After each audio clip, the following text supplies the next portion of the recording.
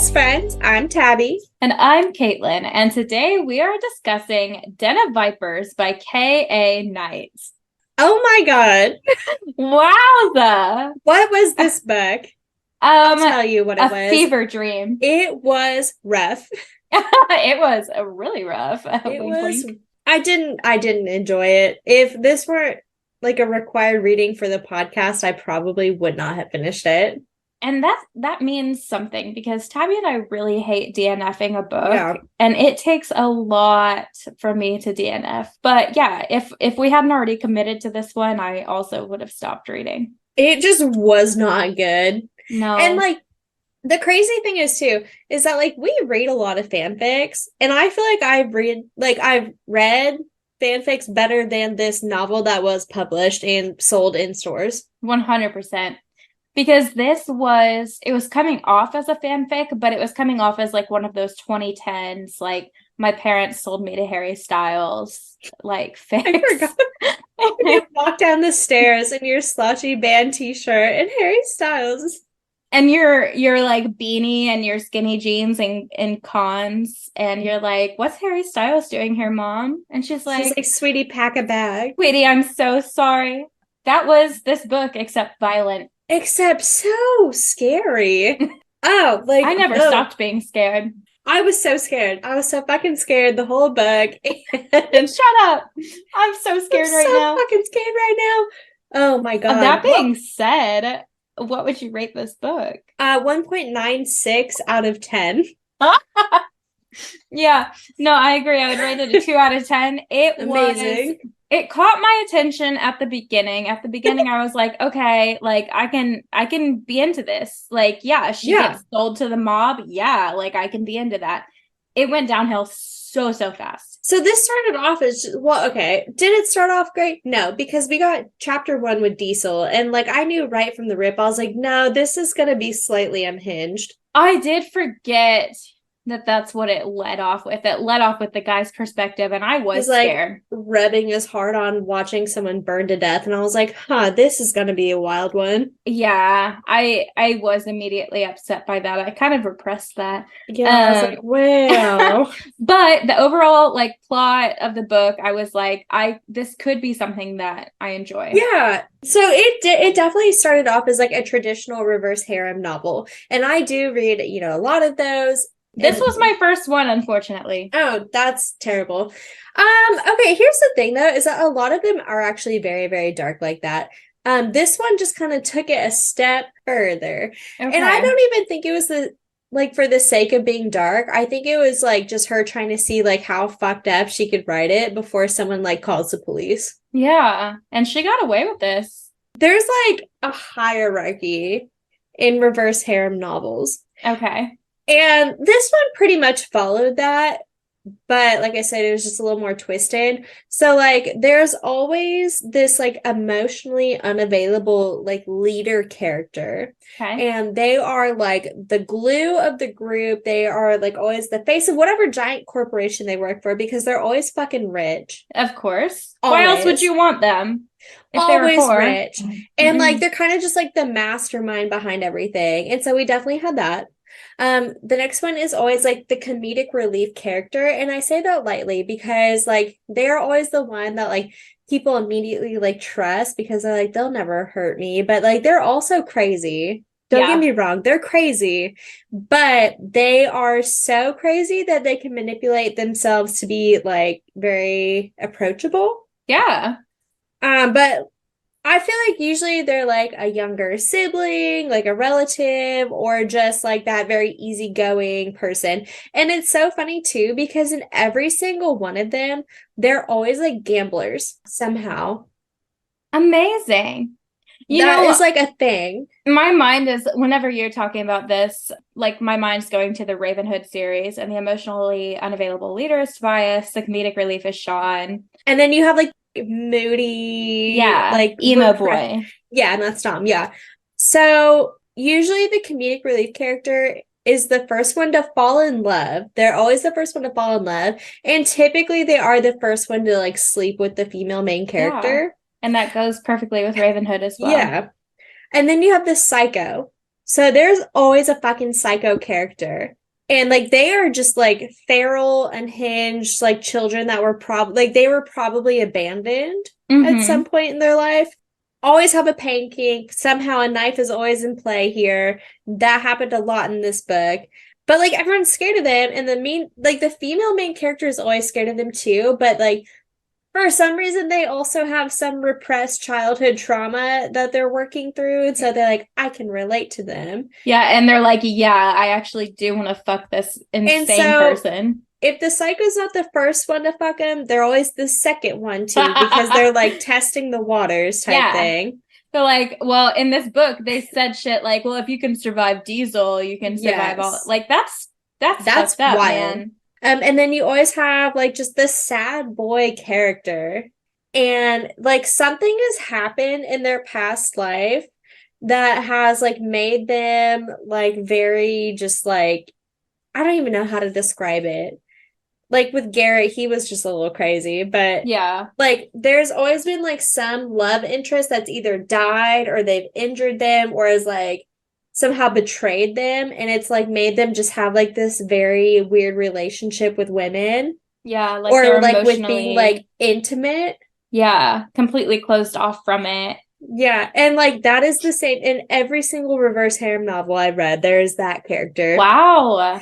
And then like the female main character, so that's kind of a wild card. There's only been one where I read where like they've been like a very average person and you're like, how did you get here? Yeah. But for the most part, they're all just like self-proclaimed like badass like punk rock chicks who like have a terrible attitude. Okay. And I don't know if like you just have to have that mindset when you're sleeping with 4 men at the same time or what, but they're all the same. In every single book I've read, they're all the same. That's interesting. I would love to read the one where it's just like an average girl. Like, yeah. Can you remember what book that was? No.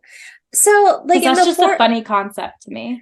So like in the Four Horsemen series, like her name's Scarlet and she has amnesia. So she knew these men when they were children. Okay. And they were best friends. And like something happened. I don't want to ruin the book. Something happened. She loses her memory. And like she's raised by these people who aren't her parents. And basically she's like sent back in to like break down like their company. And so at first you're like, oh, she's a badass, but she's really not. She's like, I'm actually so scared to be here. She's just like a very scared, timid person and like just kind of goes along with whatever they do. Like she doesn't really have any opinions. Okay. About anything. That's an interesting like personality for that type of book. But the men of that book do follow along with this pretty much to a T. Okay. That is so interesting. And like I said, this is the first reverse harem I have ever read. So I didn't realize this was a pattern, but it doesn't surprise me. This is a huge pattern. And maybe it's just the ones I'm reading. I don't know. But like I've just noticed this in every single book. No, it feels like the formula. Well, let's talk about the characters. We'll start with Roxy. I hate her. I hate her. Roxy is our main female character, and she's not like a regular girl. She is like a cool girl. She does like call herself a badass, which to be fair, she does beat the shit out of people. She's more of a badass than I am. Yeah, like I do feel like that is a fair descriptor of her. And she's got like this kind of rocker, like punk rock style to her. But also, she's mostly just mentally ill. She is so unhinged. She has this horribly traumatic childhood with her dad who would abuse her and her mom who was like a junkie and ended up like dying by suicide when she was really young. And her same piece of shit dad ends up selling her to the mob. So like, yeah, I can't really blame her for some of the things that she does. Sure. But she does annoy the piss out of me. That's probably like an outlet for her is to like create herself into like something she wasn't. And I get that. She's taking some of that power back. But like she just says some fucking whack ass stuff. And okay, so it's so funny. So you haven't read Zodiac Academy, but the authors of Zodiac Academy, they're called the Twisted Sisters. It's Caroline Peckham and Susan Valenti. And they wrote this series called something Club. I can't remember what it was. Maybe like the Dead Men Walking Club or something like that. But basically, it's like what seems to be like 3 escaped mental asylum victims, but they're not, but they should be. But anyway, like they were also just wildly unhinged and feral like this. And like this is exactly what it reminded me of. And I'm like, did they actually write this book? And like I just didn't know it. They ghost wrote it. Yeah, like are they KA Knight? Because like they write like that to where it's like no person talks like this in real life. And if they do, like they were bullied in high school, I'm sure of it. Oh, you know Roxy would have been. It was just like a 16-year-old fanfic. Yeah, that's what it was. Yeah, it's giving Wattpad, written by angsty teen. She just gave those vibes. And like she also just like gave into her whole situation like so easy. I know. They made it really easy to forget that this was only like a week to 2-week time span that we were dealing with here. Like she's like, I'll just give in. Like, who am I to like run from my feelings? I'm like, it's been 3 days. And what wild do you mean? Is this same woman, like, not only is she like so quick to give in, she holds up under torture, under literal torture, but she can't go like fucking 3 days without banging these men. But now I think like the cherry on top of it for me was when Kenzo like takes her to like the gambling hall or whatever, wherever they were, someone's house. Yeah. And they like offer her champagne and she's like, no, I'll take whiskey neat. And I'm like, shut the fuck up. Yeah, she's like, none of that fancy, like, girly bubbly shit for me. I want it to fucking burn. Like, we get it. You're so damaged. Like, we get it. She honestly sucks, and I'm not sorry for saying that. And then we have Ryder.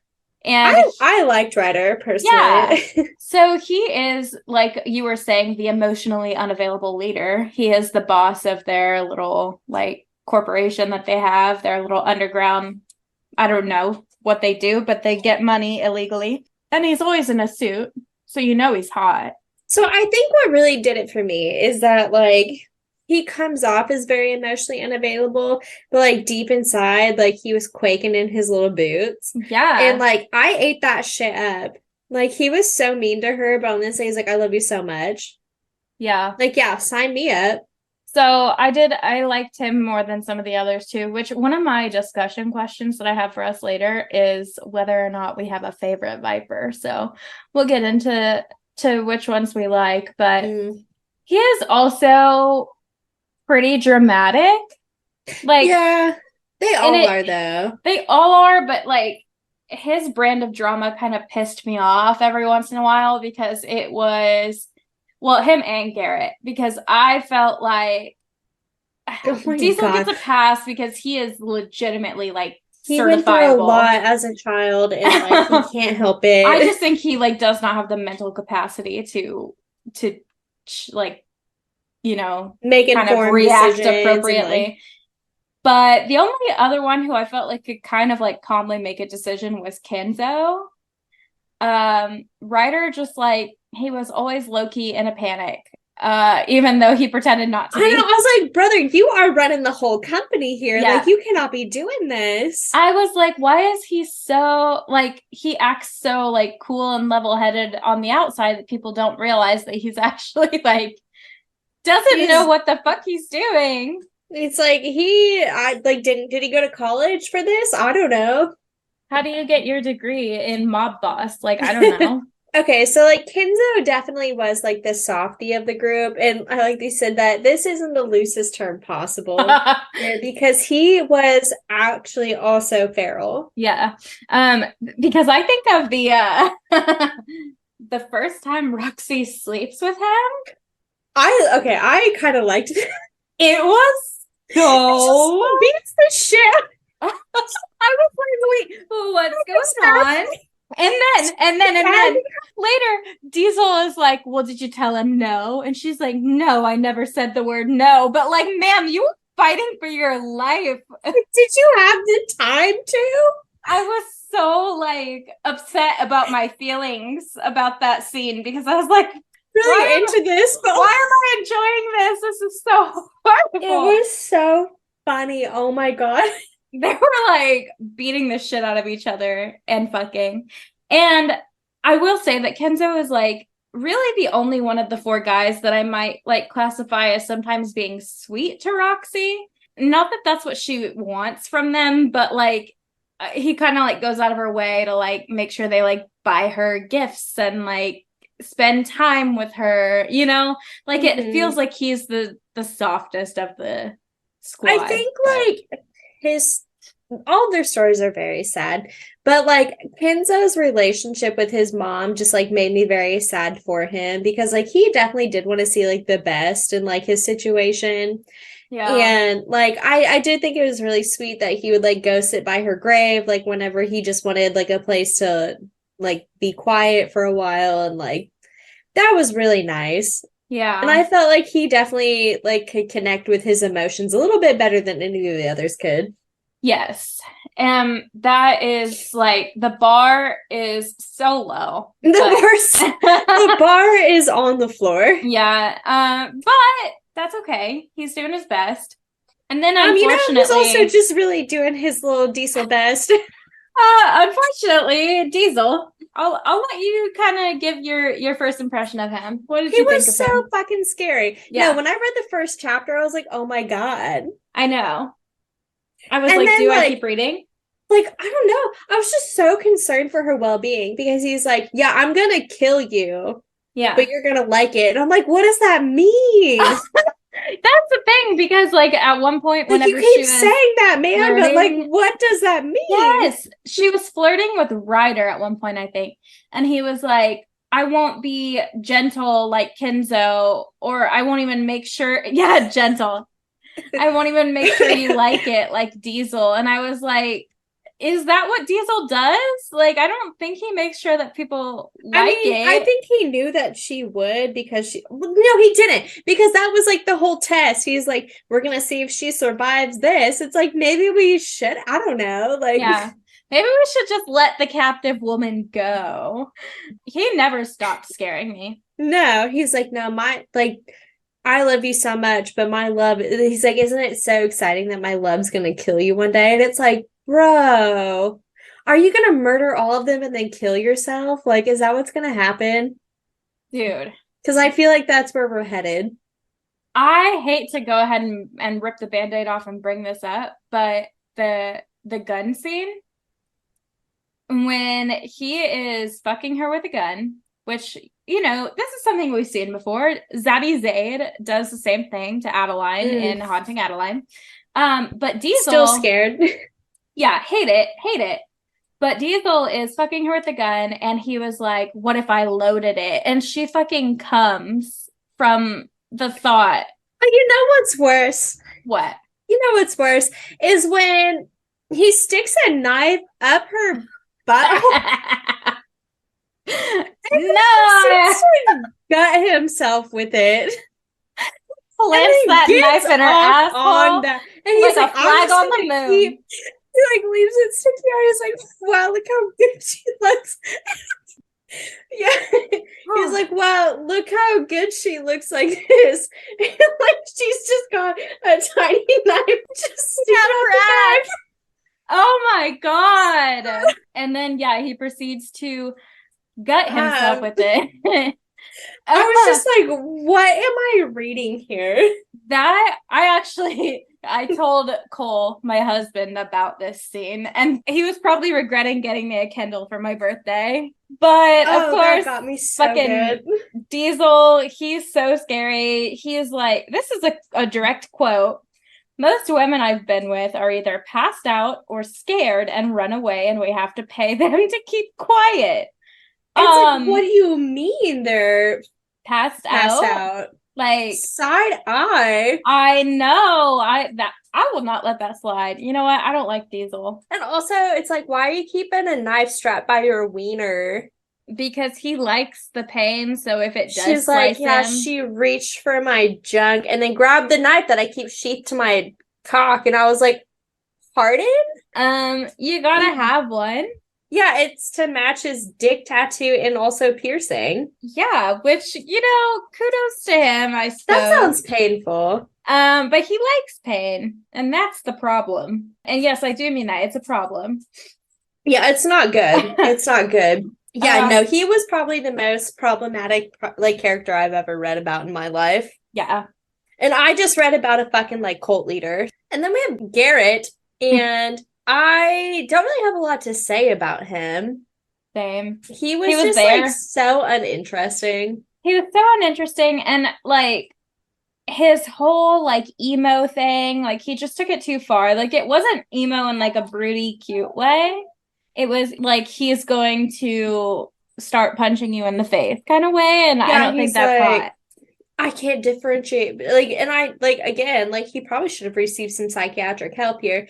He's like, I can't differentiate you between you and the woman who carved up my chest. And it's like, okay, like that sounds like a you thing and not anyone else's problem. Yeah, like he would literally be visualizing his ex-girlfriend instead of the person in front of him. But the second that he fucking bangs her, he was like, wow, I'm cured. Your pussy has just absolutely cured my ailments. So now that we've kind of talked about the characters, I just wanted to talk about some what I call not so subtle symbolism, because this book literally beats you over the head with these symbols and how important and symbolic they are. They're just silly little snakes. Yeah, and we got to talk about it. So vipers. The vipers, that's not their real name. Surprisingly, they took on that name because they are predators, and they will. When Ryder was like, yeah, I'm Ryder Viper, I'm like, there's no fucking shot that is your name. Like, that's a porn star's name, sir. But yeah, they're like that. We're vipers. We always bite. We'll always fight to claim our territory. And then also, a nice little metaphor here. Vipers are venomous, and I feel like that explains these men perfectly. Like they will just seep their little venom into you. Toxic as fuck. And then Little Bird. That's what Diesel nicknames Roxy. And again, the book literally spells it out for us. Because he's implying that she's like a fragile little prey because they're vipers and she's a little bird. But then eventually, like, she earns their respect within like 3 days after she like fight fucks Kenzo. And then eventually 3 days later. Eventually 3 days later, she fight fucks one of them. And they're like, wow, that was hot. Like, you are like... You're my queen. They're like, you're more of a bird because you need like your freedom to fly. And she's explaining this to Ryder whenever he's like, are you happy here? But okay, so I want to talk about that. Everything you need? Are you good? Are you comfortable? Can I get you snacks? I want to talk about this because Ryder is like, he has this whole like emotional like come to Jesus thing where he's like, we have to let her decide whether or not she wants to stay because I don't want to be like my father. And so Roxy at first is like, yeah, you know what, I'm gonna leave. And then she decides she doesn't want to, which is fine if that's what she wants. She decides, sure. But they immediately are like we were gonna let you go anyway. You're I was like, oh. And I was like, ew. Like I know Kenzo was like already standing in the garage watching her. He's like, just kidding. I know. They all show up and they were like we would really let you go. I was like, that is so fucking villainous. Hated that. And then lastly, the scars and tattoos. They all have the scars, especially on Garrett, serve as reminders of their tragic pasts. And the tattoos are a way for them to reclaim the marks on their bodies that were put there against their will, which I think like symbolically that is really nice in real life for people to do that. But it kind of got old because of how much focus it's like, was put on it. How many snakes are you going to... Sorry, I lost my voice from laughing so hard. How many snakes are you going to put on your body, do you think? At least 27. Because it's like she's got the matching drippy earrings, necklace, belly button jewels. I'm sure at some point in time they're going to get her a little dangly charm for the one that's like down on her fucking vagina. Yeah. Have a clit viper. That's a stripper name. I love that. that was, and then also there were a couple other symbols like for Diesel, like the fire, and like it's just like when I say symbols, yes, they are, but typically that's not how they're written into books. But this author really wanted us to pay attention to them, so that's why I brought them up for you. That's all she brought to the table because there was no plot. She's got to really load it up with symbolism. And then be like, hey, you see what I did there? Like, do you see? I know what that is. Yeah, she's like, do you see it? Write it again for the 20th time. Analyze this. So there were obviously some tropes and kinks involved here in this book. Obviously. Obviously. So the first one's kidnappers to lovers, which is not really a trope. Maybe we just made it into one.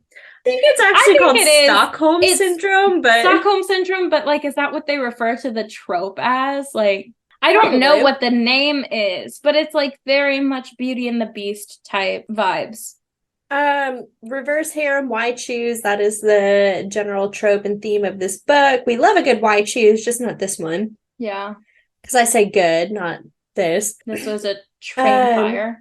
There was some very intense BDSM, knife play, gunplay, choking, chains. Primal play. I do love primal play. I won't lie. Yeah, that scene with Kenzo. That really, that do be doing it for me. So I wasn't super mad about that. Some voyeurism.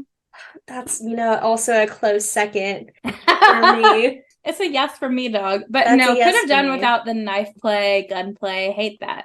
I really hate it. I've never, I don't know. Even with Promises and Pomegranates, I just wasn't really into it. No, I didn't like it. And when he put his initials on her, that grossed me out even more. I was like, ew, you pervy old man. Yeah. Get away from her. I know, she's a child. God. The Insta love thing, I hate that shit. Same. How are you going to be all these big bad men and just instantly fall in love with this piece of shit woman? She's so mean to you. Yeah, honestly, that's embarrassing for them. I hate Insta love. I think it's so embarrassing. And again, we're going to talk more about this with our discussion questions because I got a real bone to pick with that. We do have some brief thoughts and concerns apart from what we've already mentioned here. Yeah, we haven't talked about everything. We really just beat this over the head here. So there were two parts of this book that I was like, okay, Roxy's kind of cool. So one, the very first part of the book when the Vipers had sent some goons to go collect her and she just single-handedly fought all four of these giant men. I loved that. And I think the Vipers loved that too because they were she was this bitch. She must have had help. And then when they show up, she manages to hit Garrett in the nuts with a bat and they were like, oh, maybe she didn't have help. I thought the bat was cool. I thought the bat was cool too. She was giving Harley Quinn vibes. Yeah. And the second time I was like, she really do live up to her badass name is when she was being kidnapped by the Triad and she was fighting for her life. She fought so hard, she left a literal trail of bodies behind. And when the Vipers were they got there, they were like, look, good thing Roxy was here. Here's all the people she killed. I see it. Yeah, and she held up under torture as well. And I honestly that was badass. That is so badass. I could not. The second they rip a toenail off, I am. And don't tell me your secrets, people, because they'll be gone. That's it for me. That's it for me. I would just be like, please do not. I'll tell you everything I know so you can just go ahead and kill me. The rest of the book, she annoyed me so bad. And the thing is, I wanted to like her.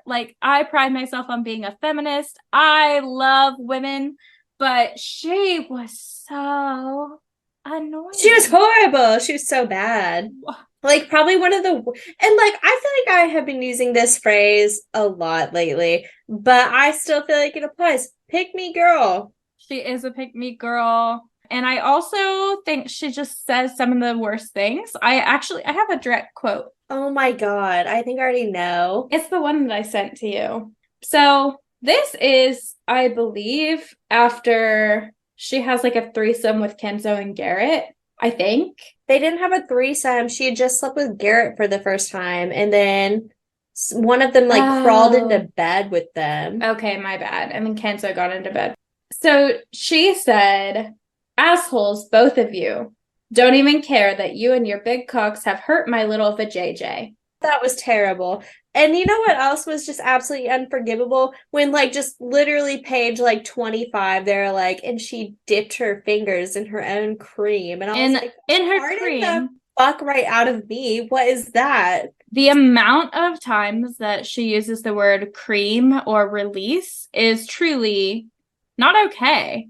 I'm never gonna forget it. Just thinking about this made me physically gag. But when she was like, Kenzo sucked his soaking wet I was like, stop it, Roxanne, please. It's a miracle that my eyeballs are not like permanently stuck in an eye rolling position. Oh my god. After reading some of the shit that Roxy said.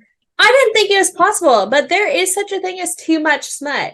Yeah. Like, if that's what this was, that's fine. Like, if you're like, hey, this is actually just like erotica that I wrote for fun. Yeah, warn me. Freshman, women's literature class, but like that's not what this was. That's not what this is branded as, and that's what I have a problem with. I feel like this was falsely advertised. No, I was like, this is gonna be like a super fucking cool like action reverse harem. No, this was erotica. And like, hey girl, if that's what you want to write, honestly, more power to you. But let us know so we don't have to read it if we're not into that. If there's not a plot, just say that and that's fine, and I'll still give it a go. But like, don't tip me with a good plot, which we didn't even read the back of the book, but that's fine. I mean, I kind of did, but it was kind of just like the premise of what happened. Like her dad sold her to these mobsters. And again, like that sounds intriguing to me. Right. But the smut also, like, yes, there is a thing as too much smut, and this book had it, but the smut also just wasn't very good, in my opinion. No. And I'm sure a lot of that has to do with, like, the actual kinks that were being, like, portrayed, but also saying shit like cream and release. Well, and just, like, all of them were, like, off-putting. Like, literally every single one of them, they're all just like, yeah, let me fuck your ass. And it's like, yeah. Okay, cool. It's like, hey, can we warm up to that? Like, at least Diesel had the decency to stick a knife handle in there first before like really like got her ready. Now the others are just like, hope you're ready, boom. And I'm like, oh my god. They're like, here I come. Literally. Yeah, so we already said the knife scene was a lot to read. I'm not going to get into it again because I can't. I want to talk about also, like, from last week. I wish that we could take back our complaints about the Mars dirty talk, because now it feels like we're the boy who cried wolf. Allie Hazelwood, I'm sorry. I am sorry to you. That was not cool. P.S. I love you. It was really, like, we thought it was bad what we had read, and then we read this, and I want to take it all back. I wish I could go back in time. I'm sorry. I wish I had a time machine. I wish I had a time machine. And then also this goes along with like the no plot thing. But the book, like, at one point tried to prove that, oh no, Roxy has relationships with other people. Like, so one of the guards, who's apparently named Sam, like, died during the big rescue with like Garrett. And Roxy was like heartbroken, and like the funeral, there was a whole chapter about the funeral, and I was like, who the fuck is this man? Who's Sam? I remember Tony. Yeah, I kind of remember Tony too, but also not that well. Like, they were the two guards that she played poker with when the other guy kept calling her like a whore. Yeah, and that guy got like beat to shit, and the other guys and lived. She was like, wow, like what a good man, and I can't believe he's gone now. And it's like, what? I don't know why she felt so close to that man. Like, they were being paid to spend time with you, if that's what you want to call it. They didn't even stick up for you. Not at all. They were like, yeah, this is boss's kidnapped woman. Overall, there was so much potential with this book, and I'll give her that. Like, there was so much potential with this book. I feel like she was just beating a fucking dead horse by the end of it, though. Like, trying to make the actual story part of it work it just wasn't Also, coming together. One bone, probably the biggest bone I have to pick with this is I don't know where the fuck this is. Where are we in this book? I think it's somewhere in the UK, because what did they say that was like really British? There was a specific phrase. Lot. But there was one phrase that I was like, okay, yeah. Oh, it was because she referred to money as notes. Yeah. And I was like, okay, so we're in the UK for sure. She definitely had like a UK like spelling of like different things. But then it's like, I don't know, they just say things and I'm like, that just sounds so American to me. Which honestly, slang is probably so like universal, like amongst English speakers at this point in time, like with the internet and everything. But then like when Diesel was talking about his mother, he said that the state took him away. Oh. And I was like, are there states? They probably have different jurisdictions of some sort. I would assume. Like counties or something. I was like trying to figure out where we were on the map here. I feel like there's got to be like counties or, I took geography, 9th grade geography with your father, and that class made me cry. Yeah.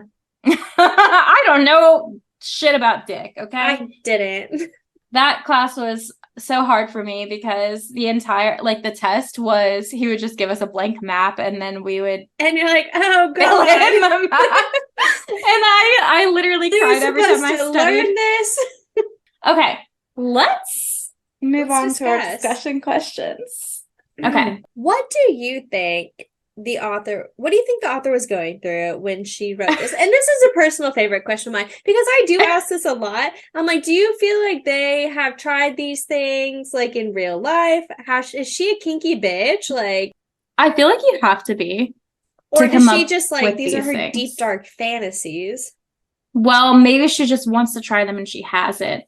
But it makes me worried for her. Like, does she have some of this, like, childhood trauma that her characters have?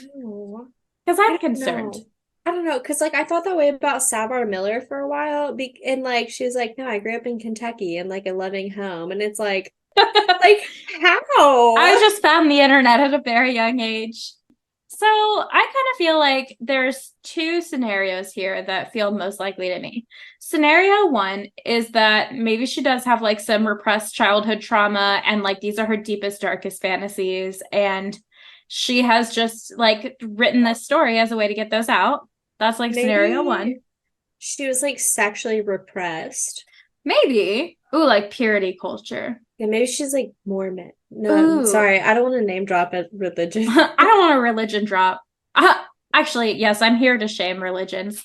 But that is a good theory. I was thinking scenario two is that she just like has read a bunch of books similar to this and is like, I could take a crack at it. Frankenstein a book together from like all the other things she's read. Yes, because like you were saying, there's like this formula for reverse harems, and she was like, I could write that. And then it turns out she wasn't very good at writing it, but she did it. She did do it. She believed she could, so she did. Essentially what she did was her fucking rent was due. Her assignment was due at midnight the next day. Yeah. And it was 11:50 and she said, I'm gonna crank that shit out for like a C- average. But she wrote too many pages for that to be true. 600 some pages. She got that C-. Did she get the C? She got the C. But at what cost? At the cost of my innocence. What was left of it? What left of it? And there wasn't a lot. I'll tell you what. But it's gone now. I've seen too many things. Completely gone. I have none left. Thanks, KA. I have a question for you. Okay. So this is kind of a two-parter. So first of all, I've seen a lot of reviews on TikTok and like Goodreads. And people seem to love Diesel. I saw that. Yeah. It's been like, that's all my For You pages right now is. Like, what do you make of that? What do you think about that?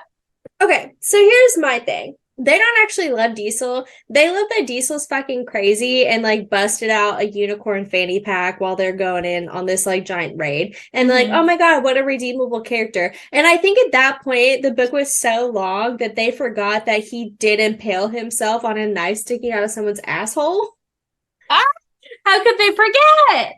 And they're just like, wow, what a lovable, kooky guy. Like, he is like, so zany and fun. Like, so quirky. Like, wow, he is just so feral and love for. No, he's gonna kill them all one day. And the largest murder suicide that anyone's ever seen. Like, that's going on fucking like worldwide news. That's gonna be on CNN. Second part of this question is, do you have a favorite of the Vipers? If so, like, who and why?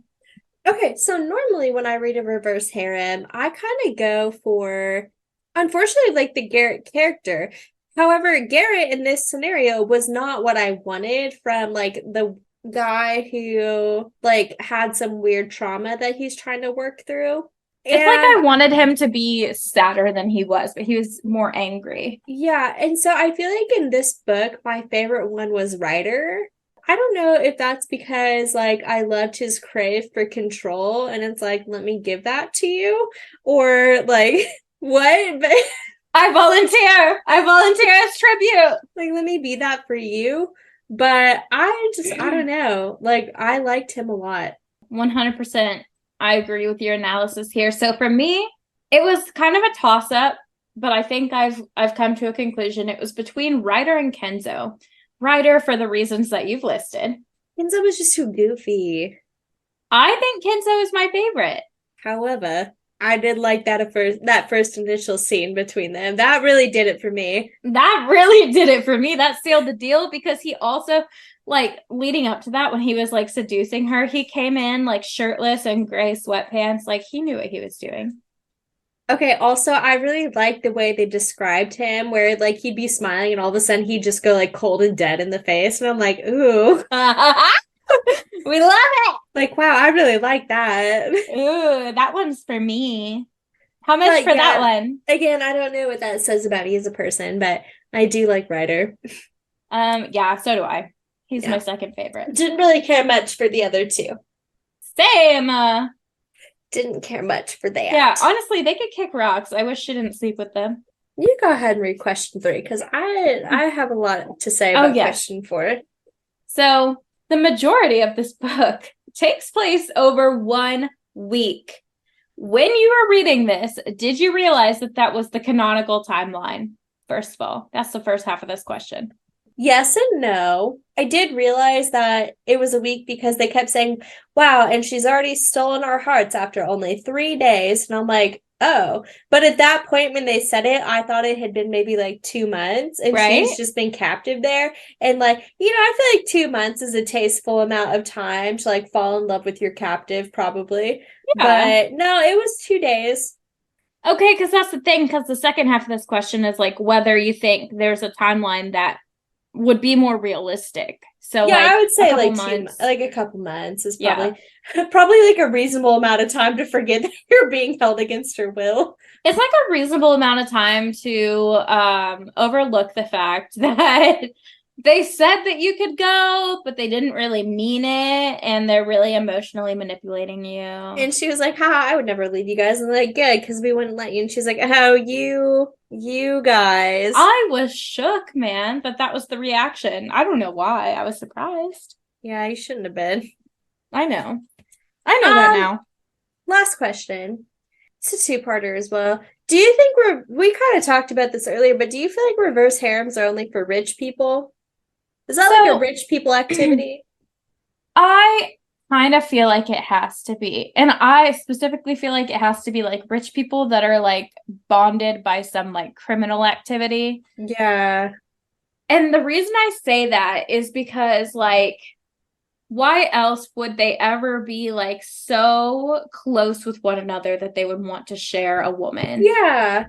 You know what I mean? I feel like you also have to be deep in trouble with the law to be like, we have to share this woman, because it's like, we can't risk there being any more than that. Yeah. Like you have to be like at that point, because they're all living together in the same like fortress, because again, they're criminals and they need security.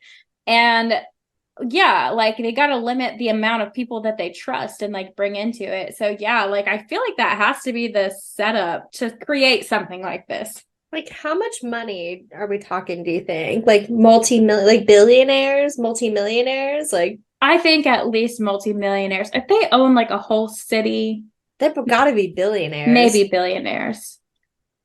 Like the whole corporation is worth like a couple billion, maybe. Also, I like that they were like, yeah, like we don't really do a whole lot with like our actual business. And like literally Ryder is so fucking stressed all the time. I know.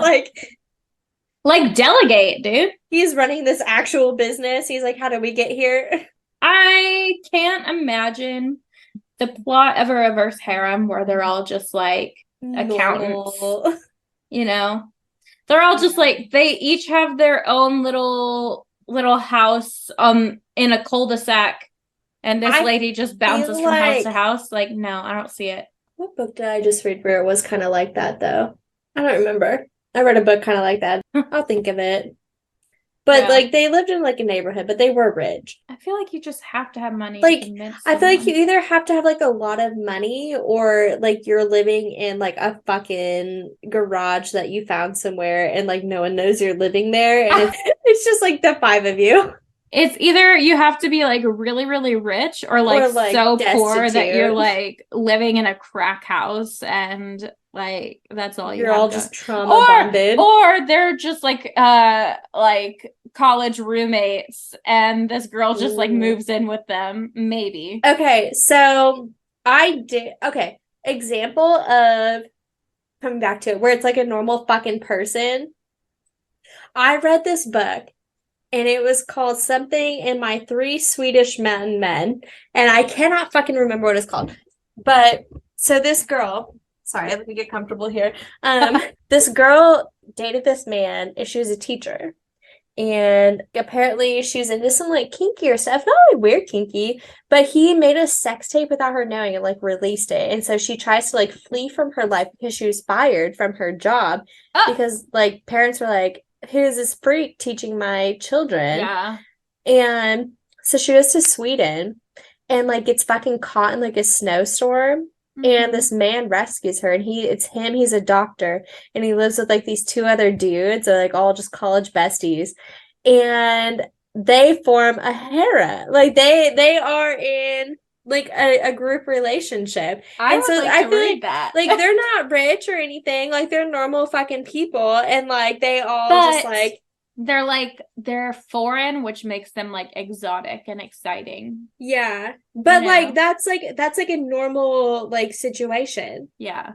And there's another one I read. I think it's actually by the same author, where it's like this girl just lives in a flat in London, and her three like hallmates have a podcast together, and like they all just end up together, and they're just normal people. I love it. And like the whole point of it was that she wants to get revenge on this girl who bullied her in high school, and they all show up to like a high school reunion as a quadruple. That sounds fantastic. So yeah, normal people doing normal people shit. Okay, I have to read those next. They're really good. They're actually really cute. Like they sound wholesome. They were really good. And they sound like a good palate cleanser after Den of Vipers. Ultimately, I did not like this book. Yeah, didn't love. Speaking of palate cleanser, join us next. It's really sad. It's not a palate cleanser, but join us next week for another installment of Poetry Corner, where we discuss the works of Sylvia Plath, who has one of the most traumatizing and sad stories ever. Yeah, she was a very unwell woman, but we will discuss more about her life next week. The week after that, we're going to be discussing It Ends With Us by Colleen Hoover. And watch your fucking toes, Colleen Hoover. We're coming for him. We're coming for you. And honestly, I'm excited because I feel like everyone really loves this book. It's so popular, and we have not read it. Anyway, go ahead and get started on that. We'll talk to you next week. And as always, let's get lit.